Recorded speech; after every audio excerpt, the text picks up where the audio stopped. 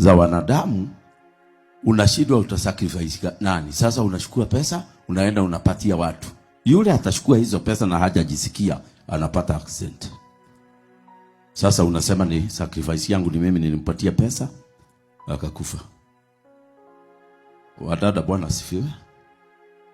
Please, ukiona mtu anakununulia chakula na hakuna kitu umefanya ndio ununuliwe chakula, enda ukakule kwako. Hata kama hauoni njia vizuri, tutakueleza South B ni wapi utaenda.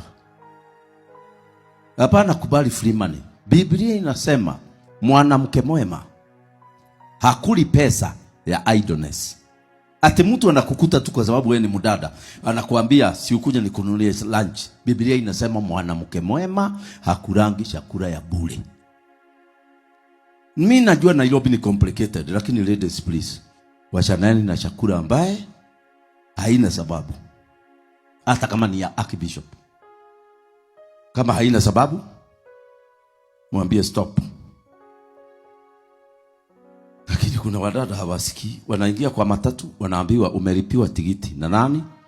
Imelipwa na wale wazee watatu wako pale nyuma. Unaona kabisa haujawahi kuona tangu uzaliwe, na unasema thank you, thank you.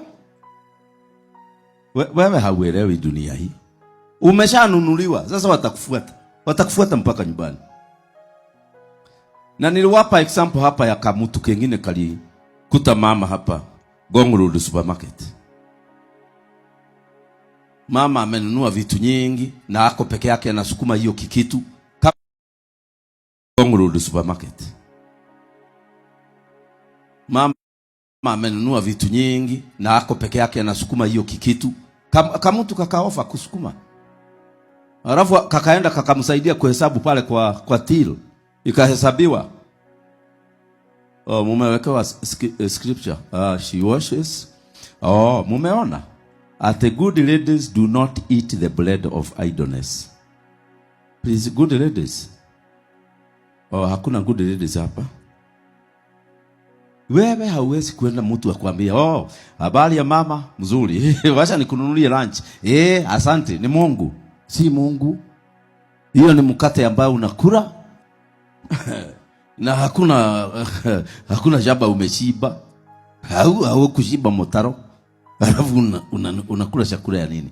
Sasa kama mtu kameambia mama, wacha nikusaidie. Mama kalikuwa kanamuita mam. Kakamsaidia, kakatoa vitu yote kwa turoli. Kakapitisha. Mama akaona ni pesa ngapi. Akienda kutoa kakamwambia, "Mam,